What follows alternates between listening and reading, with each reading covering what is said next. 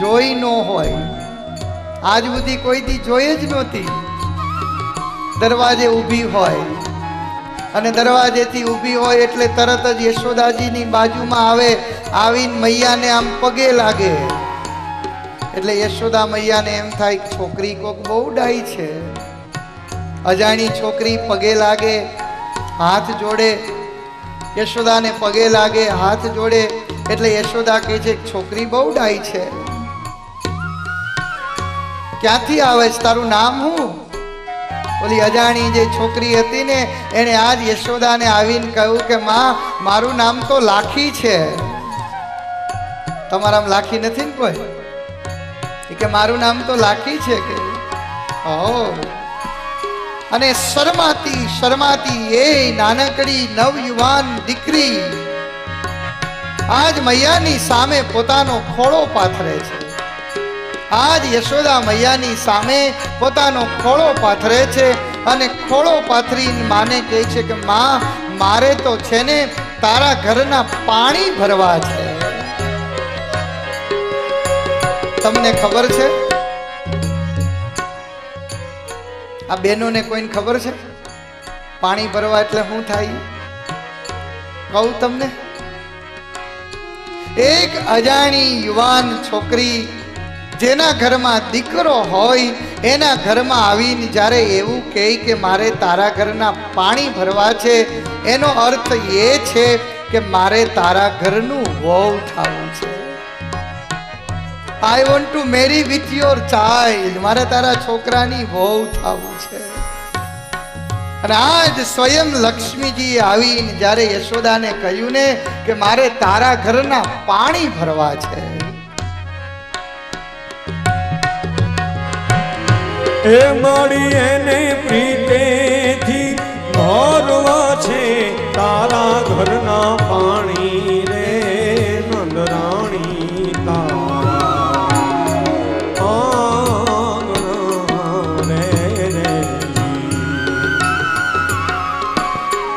મારી તારા કેટલા એ જ ન માની રે કમાણી રે નંદરાણી આંગણા રે. માડી તને મોહન એ કહે છે માડી માડી રે નંદરાણી તારા આંગણા રે. માડી તને મોહન એ કહે છે માડી માડી રે નંદલાણી તારા આંગણા. આજ સ્વર્ગના દેવતાઓને આનંદ થઈ રહ્યો છે કે સારી એ દુનિયાનો આધાર જેને કહેવાય, સમસ્ત દુનિયા જેને સર્વસ્વ માને છે, જેનું રૂપ એ સારી એ દુનિયાનું રૂપ છે, જેની શક્તિ એ સારી એ દુનિયાની શક્તિ છે, આવા પરમાત્મા નાનકડું બાળ બની અને ગોકુળમાં પધારે. એક પછી એક લોકોના હૃદયમાં એમ થાય કે લાવો કનૈયાના દર્શન કરીએ, કનૈયાના દર્શન કરીએ. સવારથી લઈને સાંજ સુધી ગોપીઓ આવે, ભગવાનના દર્શન કરે અને લાલાના દર્શન કરી જ્યાં નજર કરે ને દિવસે દિવસે એટલો પ્રેમ આવી રહ્યો છે, એટલો પ્રેમ આવી રહ્યો છે.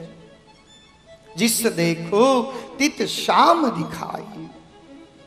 ઘરમાં કઈ કામ કરતી હોય તો ભગવાનના દર્શન દેખાય, સૂતી હોય તો સ્વપ્નમાં ભગવાન દેખાય, પાણી ભરવા ગઈ હોય તોય ભગવાનના દર્શન દેખાય, જ્યાં એની નજર પડે ને ત્યાં એને ભગવાનના દર્શન દેખાય.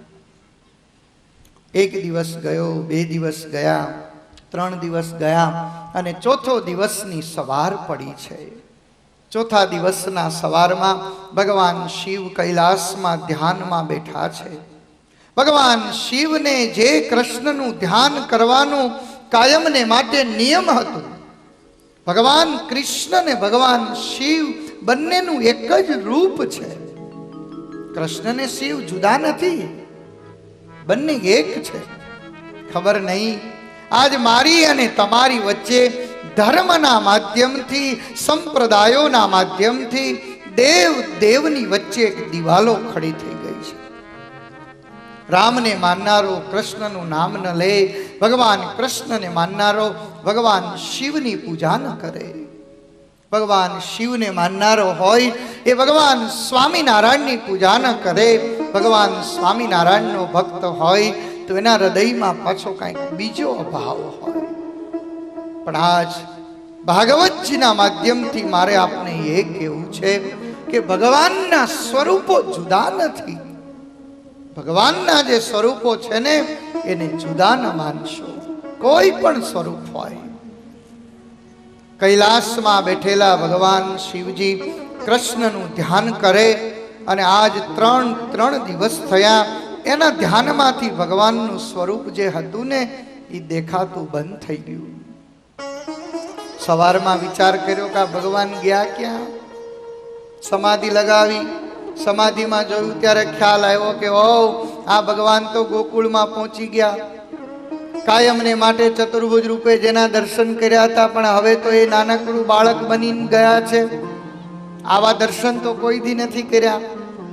ચાલો આજ દર્શન કરવા માટે જવું છે. શિવજી તૈયાર થયા એટલે શિવજીની સાથે સાથે શિવજીના બે ચેલા શૃંગી ને ભૃંગી કહે છે કે અમારે આવવું છે. શિવજી કહે છે કે તમે રહેવા દો, મને એકલાને જવા દો. તો કે નહીં, અમારે તમારી ભેગું આવવું છે. શાસ્ત્રમાં લખ્યું છે કે એક ધ્યાન, એક ભજન અને એક સેવા. યાદ રાખજો, એક ભગવાનનું ધ્યાન, એક ભગવાનનું ભજન અને એક ભગવાનની સેવા એ માણસે એકલા કરવી જોઈએ. ધ્યાન, ભજન અને સેવા એ માણસે એકલા કરવી જોઈએ. કીર્તન કરવા હોય તો સમૂહમાં બેસીને કીર્તનો કરવા જોઈએ. આજ ભગવાન શિવજીએ શૃંગીને ભૃંગીને કહ્યું કે હું તો ભગવાનની સેવા કરવા માટે જાઉં છું, હું તો ભગવાનનું ધ્યાન કરવા માટે જાઉં છું. તો કે નહીં, અમને લઈ જાઓ, અમારે આવવું જ છે. શૃંગીને ભૃંગી ભગવાન શિવજીની સાથે આવ્યા છે. હવે શિવજી આજ ગોકુળમાં પધારે છે અને ગોકુળવાળાએ કોઈ દી શિવજીના દર્શન કર્યા જ નહોતા. તમે કર્યા શિવજીના દર્શન? એ રૂંડમાળા પહેરી હોય, સાપોલિયાઓ લટકાવ્યા હોય અને માથે એટલી મોટી જટા હોય, એટલી મોટી જટા હોય કે આપણને એમ થાય કે આવી તો જટા કોઈ દી કોઈની જોઈ નથી. અરે હજી એમાં ગંગાજી હલવાણા છે, હજી ક્યાં નીકળે છે, હજી ક્યાં. આજ ભગવાન શિવજી કૈલાસમાંથી પોતાના વાઘાંબરને પહેરી પોતાના શરીર ઉપર 4-5 સાપોલિયાઓને લગાવી પોતાના ગળામાં અનેક પ્રકારની રૂંડમાળાઓ પહેરી અને આજ ગોકુળની ગલીઓમાં પ્રવેશ કર્યો છે. અને ભગવાન શિવજીએ નજર કરીને તો ક્યાંક ઊંચા ઊંચા મહેલો દેખાઈ રહ્યા છે, ક્યાંક મોટા મોટા દરવાજાઓ દેખાઈ રહ્યા છે. આજ ભગવાન શિવજીને એમ થયું કે આ ગોકુળની ધરા પણ કેટલી ધન્ય છે કે અમારો ભગવાન નાનકડું બાળક બની અને અહીંયા પધાર્યો છે. ધન્ય છે, ધન્ય છે. ઊંચે ઊંચે મંદિર તેરે હો, ઊંચા હૈ તેરા ધામ. ओ कैलाश वाले भोले महादेव करते हैं तुझे रे प्रणाम. नगर में जोगी